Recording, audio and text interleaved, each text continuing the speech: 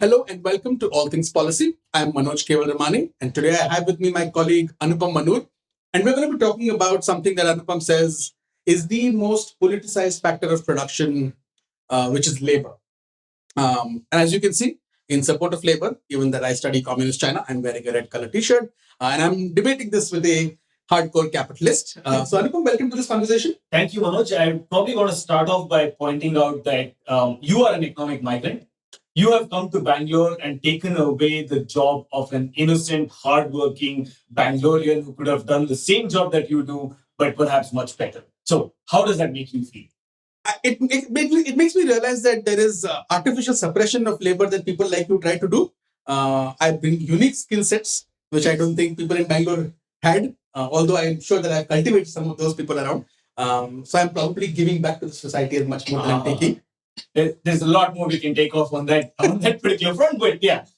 Okay, so let's, my position notwithstanding, let's look at labor and try and understand from a broad perspective. Firstly, why do you think that it is the most politicized of all the factors of production? Yeah, so let's begin by saying that there are four factors of production, right? This classic economic theory says that there's land, labor, capital, and organization. So, capital is perhaps the least politicized. It's just money and machinery and so on, all the things that go into producing other things. It's not politicized. It's which is why it's also the most mobile. Right, it can move about freely. There are no artificial restrictions or very little artificial restrictions. Yeah. I don't want to get into capital on convertibility, right? But relatively less. Yeah. Organization is about, how do you put those things together? It's about entrepreneurship. Again, maybe a little bit politicized, saying you want more entrepreneurship and slight barriers perhaps, but still not too much. Yeah. Land becomes a lot more political because land is passed on from one generation to the other. Yeah. There's ideas about who should own the land and who shouldn't, whether it's the sons of the soil who should own that land and all of those things, right? It starts getting a lot more political. But I think labor is perhaps the most political because given the difference between the two, land is still an object. Right? It might be a factor of production, it might have sentimental value, but it's still an object. Whereas labor directly deals with people. Yeah. And once you start dealing with people, there is obviously such a massive influx of political economy that comes in, right? So you have to deal with the political economy of it. And it gets into a lot more about sentiments, about emotions, about, again, who can work where and whether somebody else is taking my job. All of those debates that we've been hearing throughout history. Yeah. And we're hearing afresh now, much to my chagrin and much to my disappointment. Yeah. I mean, it intuitively makes sense, right? I mean, literally you can put a face to it. Yeah. Whereas on, capital, well, you can put a face on currency notes, but they don't impact as much. But like increasingly also elements of capital have also become far more challenging, right? So technology, if you think of technology as capital, it's become far more politicized with new barriers and, geopolitical competition taking place. True, I think so. I think we're heading to that stage where everything is getting politicized. Yeah.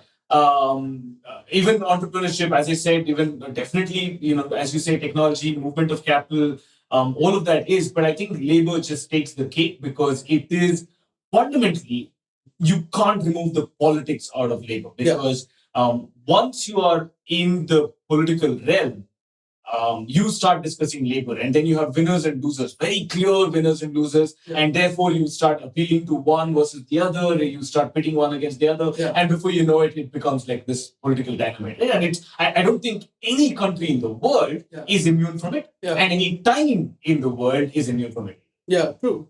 I mean, if you look back at history, again, my economic history is not as strong as I would imagine. But yeah, if you look at history, you would probably look at, agrarian revolutions where people sort of protested against, or you had, landless laborers, you had people who were working on farms who were exploited, and then there were those sort of protest movements around that. The Industrial Revolution changed the discourse to displacement, and again, ownership of capital became, much more, means of production became much more concentrated in that sense.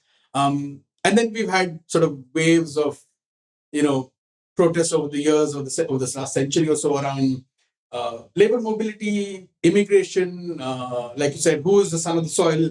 Unfortunately, none of these conversations are around daughters. But who is the son of the soil? And then increasingly now, we're in this phase where there are two sort of diametrically opposed trends. One is this pushback on immigration, refugees, essentially movement of labor. Uh, the other is this desire to attract certain high-end talent. Correct. And you're seeing both of that play out at the same level. So it's the same in the US today. The same Donald Trump will make a case saying, "Hey, look, we need to. If students from abroad are coming and pursuing high degrees, if they're pursuing masters, if they're pursuing a PhD, we should be giving them green cards immediately as soon as they complete." At the same time, he's like, "I need to build this wall. The wall's not materialized, but we need to have tougher action on the border. We need to block migration." So there is a certain kind of labor which you want, because you assume that and you attach a certain value to it. And then there is a certain kind of labor that you don't want. Although that labor might be actually producing significant amount of value to your society, contributing significantly, and not necessarily terribly adversely impacting you. Yeah, I mean, you're so right. The entire history of economics or economic history cannot be divorced from the ideas of labor and so on. I mean, one of the biggest disasters of humankind, which is communism, starts with the idea of, depending on which characteristics are you associating it with. I mean, all characteristics of all communism, right? Starts with the idea of labor and labor alienation, about labor versus capital. And for me, that is a ridiculous proposition and a ridiculous framing of the problem, because it's not labor versus capital, right? One of the things that Karl Marx completely gets wrong is about how capital can augment labor productivity and therefore can give you much better returns than labor alone can ever do, right? But I think, anyway, Karl Marx was not necessarily known for his nuanced thinking on technology. So leave that aside for the moment. But then, of course, you have Mao and so on running with it, and again, causing disasters on a catastrophic scale, right? Apocalyptic scale. Leave that aside for the moment. But the idea that labor and labor theory is kind of enmeshed in human history across the board, and nations have been shaped by this, right? Industrial Revolution, as you say, much part of England, therefore, was kind of subject to this. And then you have France, which is grown in a very different way because labor movements have been very strong in Europe versus America, and therefore the economic kind of histories of Europe and America are kind of different. And I would say at the crux of it is labor and the politicization of labor in some sense, right? So, and India again has its own share of all of this with our own kind of labor laws, the way that we progress, our tilt towards socialism in the early years. All of that has a very strong labor bent as well, which I think the repercussions of which we're seeing till date. And if I might add, negative repercussions of which we're seeing. Okay, we'll come to India. We'll talk a little bit about Indian politics and around labor and how that's manifesting in different ways. But on this issue of why labor is politicized, I mean, part of it is at the end of the like said that there's a face that's there. There's also this realization, plus the West in particular, more recently. And you see this in debates around localization in the West also. Whether you call it nearshoring, friendshoring, or onshoring now, you see this discussion around the fact that it's not just that price matters and efficiency matters in production, place matters. You go to the US and you'll hear things like, my father used to work with his hands, today nobody builds with their hands, This idea that there are certain skills and there are certain things that men, women, whatever should be doing. And that's getting lost because of the pursuit of efficiency. From an economic point of view, I know what you will say. You will say efficiency is what matters. But is economics a fulfillment of life, of living, this idea of living a fuller life? To that extent, labor is bound to be politicized. Also, in any democracy, can it not be politicized? Because at the end of the day, it's those people who are going to decide who's elected, although capital controls democracy. Correct. So there's so many strands that you can pick at this, right? To begin with, you look at all other factors of production. And again, the idea of economic efficiency seems fairly well understood, as in the returns to the factor of production will be according to the marginal productivity. Yeah. So, organization, you get the profits which is equivalent to your marginal productivity. Your land, you get according to marginal productivity of that land. So, if you're using it for agriculture, based on how fertile that land is, right? You understand that for capital, of course, rent based on interest rate, right? For example, and that's just marginal capital of money, right? Productivity of money. So I think in all of those things, it's very well understood. But then when we use this idea for labor, it becomes political. It becomes as some of the words that you use, right? This economics, the fulfillment of life, or some crap that you said like this. Of course it is, right? But people don't understand that, or they don't. It's very difficult to kind of come to terms with that, saying that people should be paid according to their marginal productivity, right? Now, the reason why I see that is one of the biggest kind of controversial, contentious issues in economics about something like minimum wage. Yeah. Right? And the idea of minimum wage is that we should not be paying people according to their marginal productivity and the confluence and the delicate dance between demand and supply, but instead we should say what is the rate at which people should get paid, right? So there's very direct intervention saying that we can't leave this to market forces. This is something that we have to intervene because it's not something abstract like machinery or money or land, but it's to do with people. And so therefore, even if somebody is unproductive, you can't let market forces dictate that. You can't have easy hire and fire, for example. You can't say, okay, this person is least productive, but I still hire that person, but pay less. We dictate what is the level at which we should pay as well. I'll conclude with this. I know you want to perhaps come in, and because I want to pick on many of these things later, but one of the interesting ideas, again, as a result of this, is when we talk about putting this human face to labor. I just want all of us to be aware of who are we putting that human face, or whose face are we putting. And by and large, and I want to leave you with this idea right now, is by and large we put the face of the person who's employed and not the person who's unemployed. Well, I agree with that. On this question of people should be paid according to their marginal productivity. The first thought that comes to my mind, it's at the end of the day, all of these values of wages and what people are paid are determined by market forces, but also along with what society values, right? So, for example, women who have to leave the workforce because of pregnancies, right? They come back to work. They probably choose to work, briefer jobs, maybe part-time jobs, things like that, because they're also raising a child, and men tend to be quite lethargic in doing this. So, okay, that woman is there. In that sense, she'll likely get paid much less, right? Because her productivity is much lower. But she's raising perhaps potentially a able-bodied, smart, good citizen, with good values who's contributing to society probably 20 years from now. Society doesn't necessarily value that. If you only leave it on market forces, right? Market forces will not value that. But society as a whole might value that.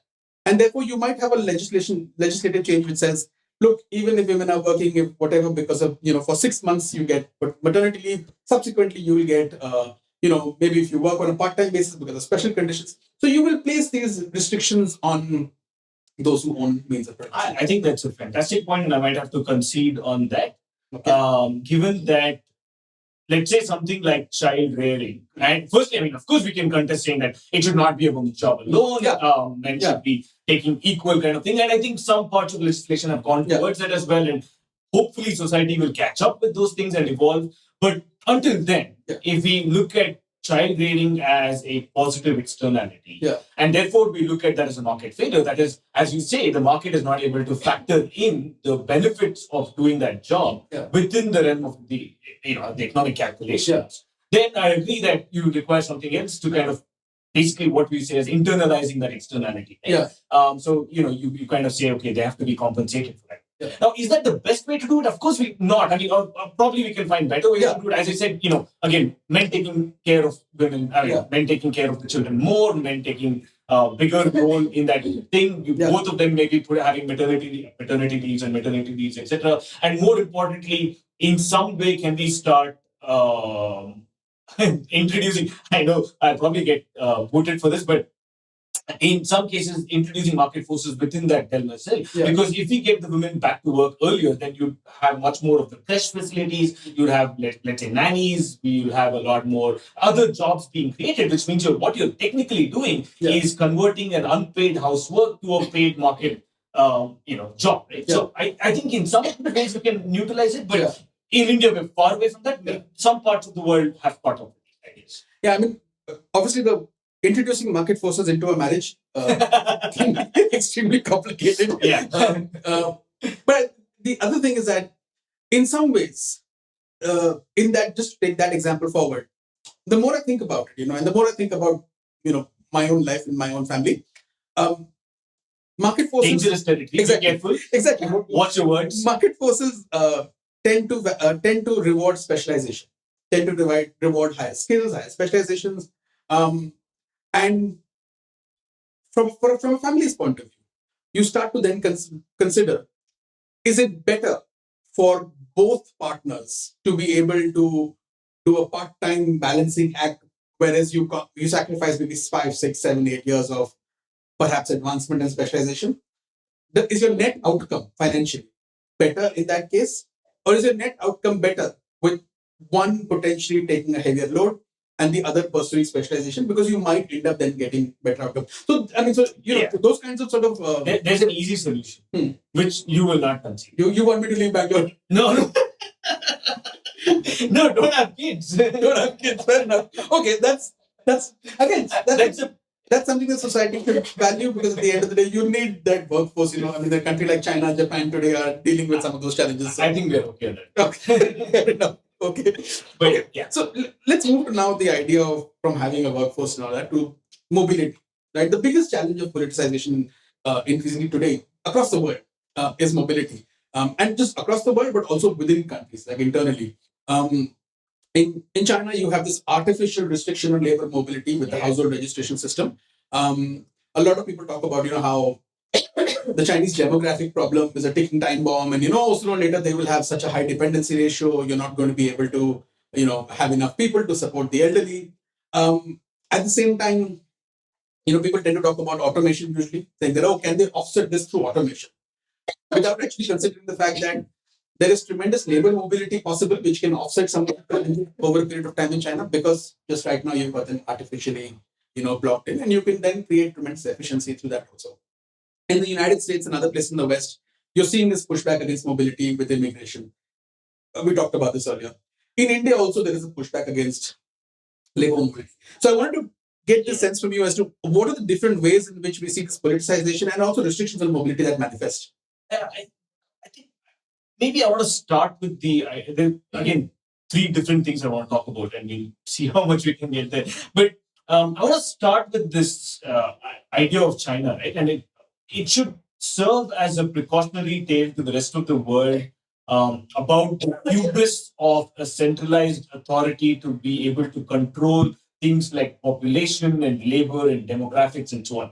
I mean, you know much better than I do, but the idea that I'm just going to do this one child policy, and then suddenly you're waking up to this and saying, we don't have people to work, but you don't want to open up your borders. You want to also control where people can move within the country. Yeah. You're saying these people can't come here, these people can't go there. And I think with all of that, there's a limit to which you can play God. Yeah. Don't tell Xi Jinping that. Yep. But, and many others. But that invariably kind of blows up in your face, right? So you can't play God with all of these things. Yeah. You can try to close your borders for sure, but then the result of that closing of borders is what you've seen in Japan now, for example. Right? It's the opposite. It's in some way the other way around, right? Which is that you are having an aging population, not enough people to work, dependency ratio is out of whack.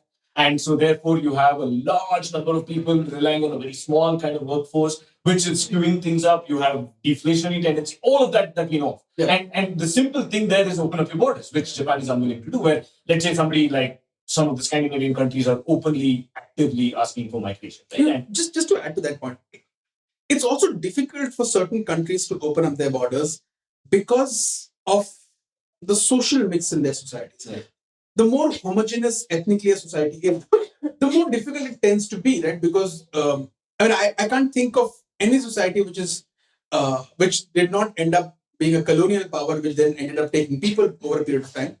But any of the, whether you look at China, whether you look at Japan, whether you look at Arab states, there's a certain kind of labor that you can open up to, but beyond that, it becomes difficult because that labor entering brings social complications. But let me push back again. I mean, if you think of some of the Scandinavian countries, they are a homogeneous population. They're not colonial. They've not been colonized, or They're not necessarily colonizers either. Fairly homogeneous, but they've started opening up, and now they have a fairly I wouldn't say they're very diverse, but they have at least some form of an ethnic mix. They're open to the idea of others coming in. So I think it's really your mindset and saying, can we? I mean, Japan, for example, just the idea that they started opening up for tourism to begin with. I think we're going all over the place now, but at least now are beginning to realize that it's okay if outsiders come in, right? Yeah, fair enough. Yeah. So I think it takes time. Of course, it's not something that can happen overnight, but it can happen. And we have enough.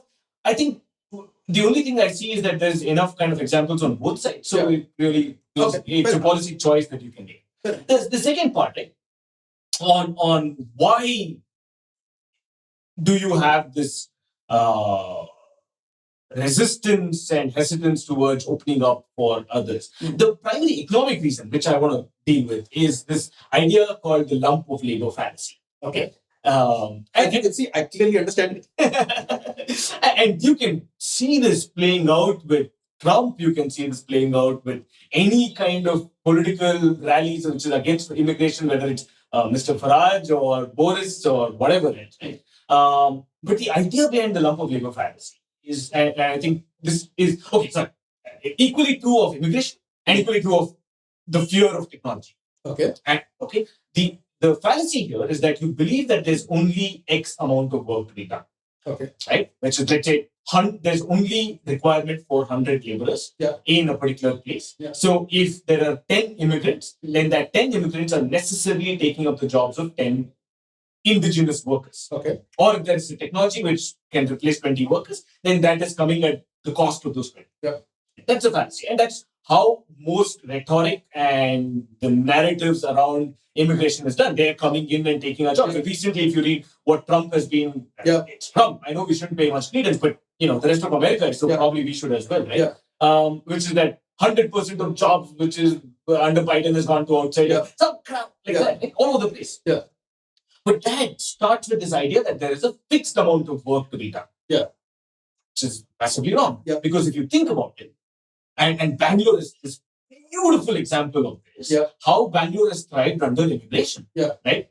Now, I will not admit this to you outside, but I was going to come back to that.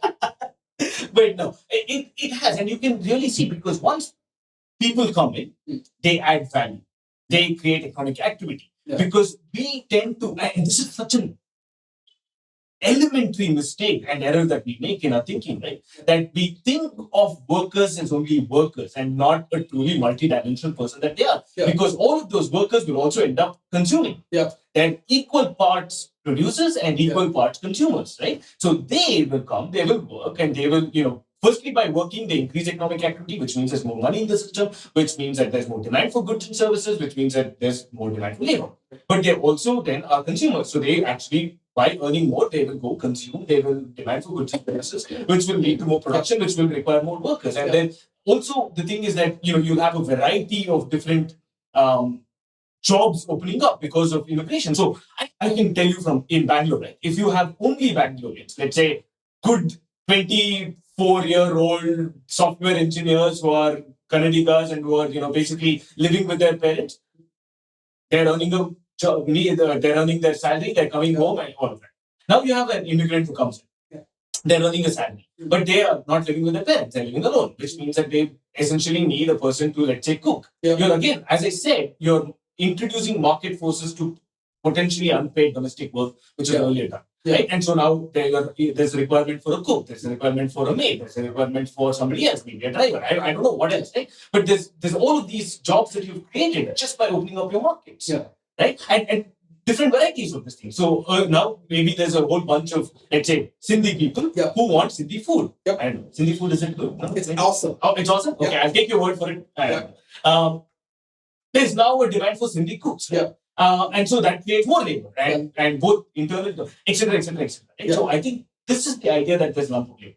I want to substantiate this with just one, like a seminal kind of paper, right? And I want to belabor this point. much. But Cuba, of course, 1980s Cuba, Fidel Castro, completely closed economy, etc. But people inside Cuba wanted to run out, so they were trying to escape. At one point, they actually took a truck and ran to the borders, escaped, and went. And then Fidel Castro got really irritated by this and said, "Whoever wants to go can go." And so, for a very brief period, right? And so there's this massive outflow of labor. 110,000 people fled from Cuba and landed up in Miami. Okay.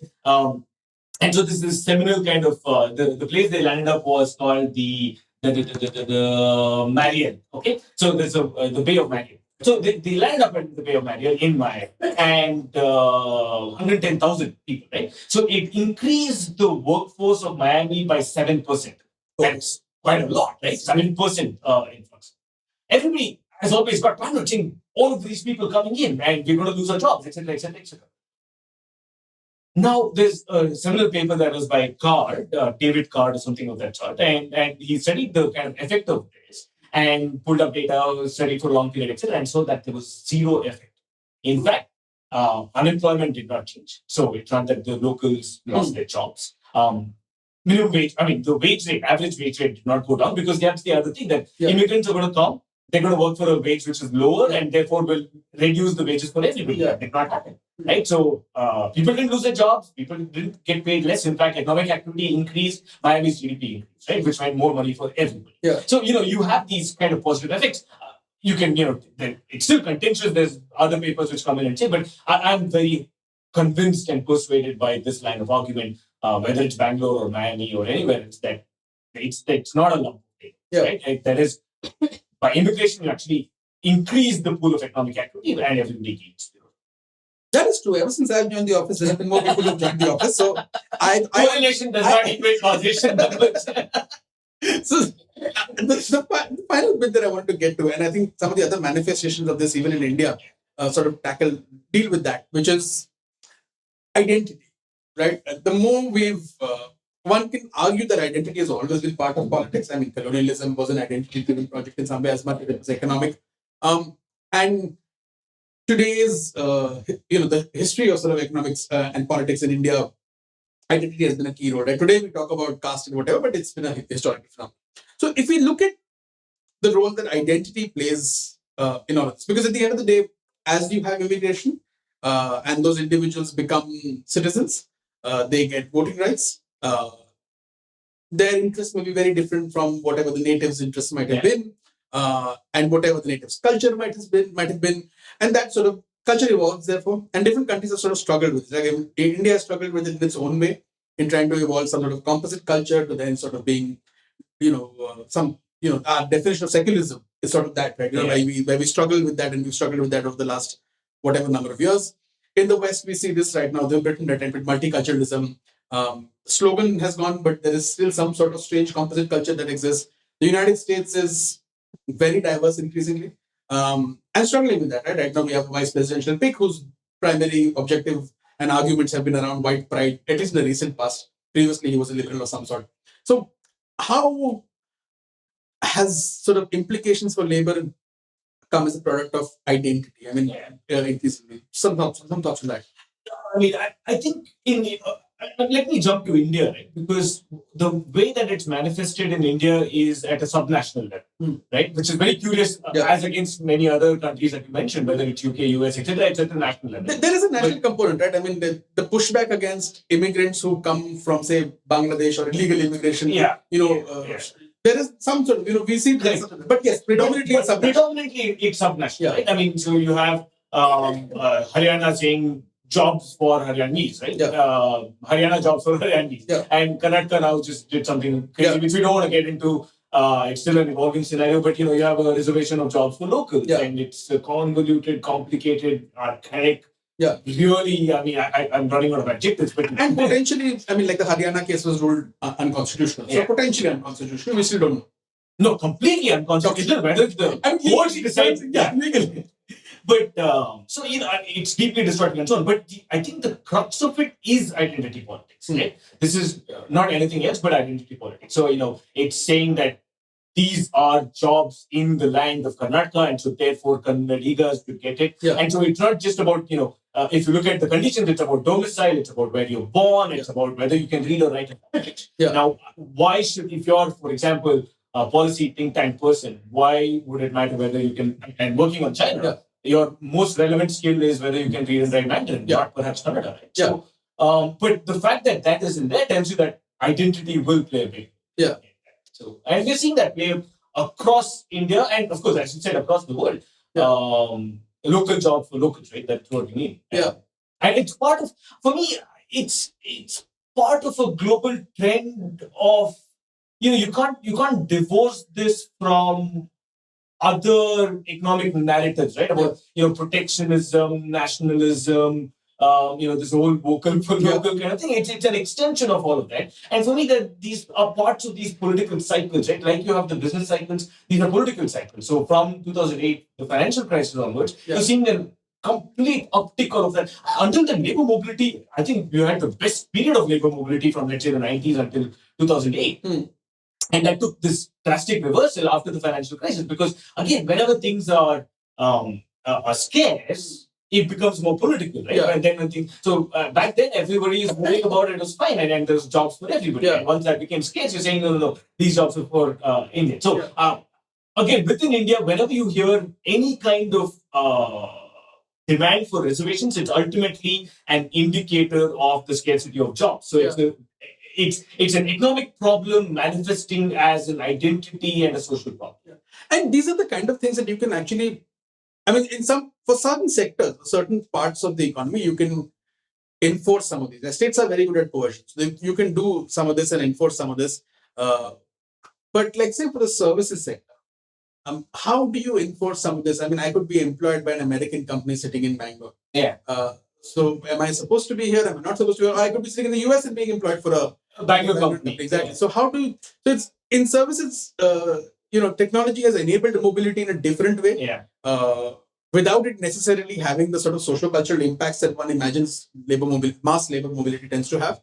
At the same time, when it comes to manufacturing, agriculture, where you need to use your hands really, it's much more challenging, which is quite, you can see therefore why the class argument that people make, that there are certain kinds of jobs that it'll be easier and certain kinds of jobs that will not be easy. Any other aspects of restrictions that you want to talk about? Yeah, I want to shift the focus. Right? So until now, we've been discussing about labor. For some period about domestic versus international, if you please, right? So those are the two groups. But I want to come back to an earlier point that I made, which is the distinction or the politicization of labor between those who are employed and those who are not. For me, a large part of the politicization remains there. Now, the people who are employed are a concentrated group, right? So the benefits are concentrated, right? And these are, the people who have lobbying power, most people belonging to, let's say, trade unions, and so on. Whereas the people who are unemployed seems to be a much more diffused group, right? Because they're unemployed across sectors, across regions, across. So many of the labor policies that we do, and I'll take up three very quickly, are largely in benefit of those who are employed versus, and I'm using the word versus here deliberately because it is one versus the other versus those who are unemployed. Right? So let's start with my favorite as an economist. How can I not talk about minimum wages? Minimum wages is one of those classic kind of law which will benefit those who are employed versus those who are not, right? Because we have enough evidence, and I don't want to get into this. Let me again just maybe start off with saying, maybe as a society, you decide it's okay if it harms a few people as long as it benefits these people. If that's a conscious choice you're making, fine, we can debate the merits of that choice, but at least it's a conscious choice. But by and large, people don't even realize this, right? Every time that you impose minimum wage laws, it means that you are, of course, as I said, increasing the wages of those who are already employed, but you're now actively keeping people out of the labor force. Because at some point, one firm will decide, okay, do I want to hire people at a higher wage? Or may not be as productive, because remember, as I said, it's not again at the marginal rate of productivity, but they might want to take more capital in there. India is a classic example. India, even though we are a massively labor-abundant country, most firms in India are capital-intensive in nature.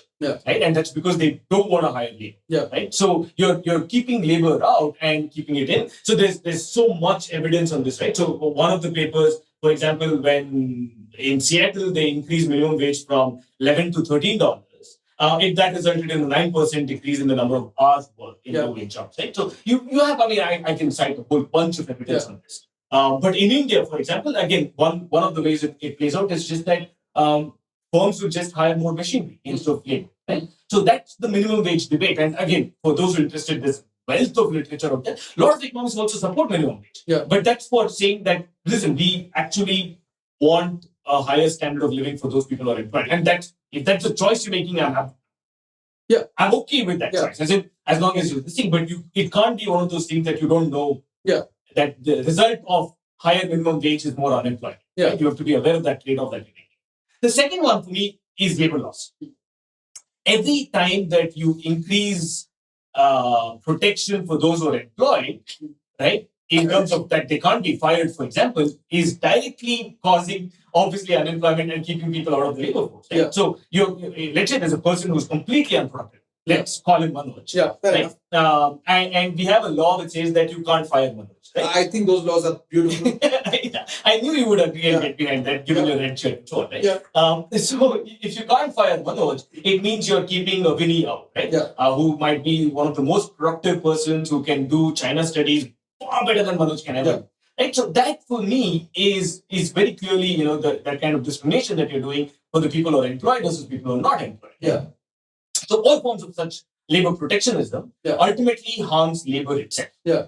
Right? That's the second one. The third one, classic thing, is just trade barriers as labor, as labor protection. Right? Yeah. So you say, take Trump's classic example. He put tariffs on aluminum and steel, saying we want to not only protect domestic steel industry and aluminum industry, but also people who are employed there. And sure, people who were employed in aluminum and steel were protected for some time. But what that meant is that people who are working in the car industry lost their jobs. Yeah. Right?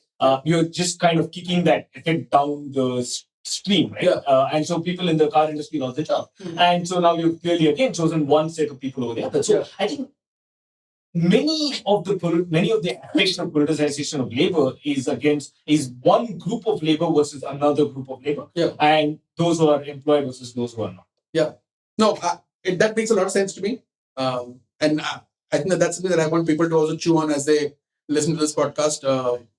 And of course, I fully endorse the law which says you can't fire Manoj. I think very specific law with that very specific name. Absolutely, and there are millions and millions in the country with that name, so I'm sure they'll also be very, very happy. I can actually finally create a vote base for myself. But is there anything else that you'd like to add before we conclude? No, I perhaps that there is no easy way out of this. Labor will continue to be very political, and sometimes it's just a long game that we are playing, right? So as I say, freeing up labor markets for if you just take labor laws in there is not a single economist who would say that labor laws, the way that they currently in effect in India, is good for the economy. Yeah. Or good for labor, in fact. Yeah. Right? Not even good for labor. Forget about all other efficiencies, capital, all of that thing. This capitalist. Yeah. No. Labor laws are not even good for labor. Yeah. Right? But changing that requires an enormous amount of political capital. Yeah. Right? And it requires a government which is committed to riding out the initial tough period to, witness these. See, and it's been done elsewhere. It's been done elsewhere where you have relaxation of labor laws, which has led to massive increases in number of people employed. It's led to massive increase in productivity across the board and all of those things. Right? Yeah, and communist China went through a phase in the 1990s, in the first decade of the 2000s, where they fired people left, right, and center. They you were littered with constant stories of labor rights being violated in communist China, and that was a critical component of the trajectory of growth, right? And look at where China is now. Exactly. Yeah. So I think one of the challenges also is that because labor is also a key voting bloc. Land does not vote; labor votes. Exactly. Right? So in democracies, it's very difficult because your political cycles are shorter. Whereas compared to authoritarian countries where political upheaval might be dangerous for the system, in democracies it might not be dangerous for the system. It might be dangerous for a party. Yeah. But because political cycles are short and objectives are, you can't do things unless you're in power. It's very difficult, and therefore making these changes have to be also in accordance with the political cycle, unfortunately. That makes it much more complicated. I will say only one final thing and we'll end it after that. If you can muster up the political will to do demonetization and get people to clap for it, you can do it. All right, with that, we are going to end this conversation. We're not going down that rabbit hole. Thank you so much, everyone, for listening to us. Thank you so much for watching us. And please stay tuned to All Things Policy. Thank you.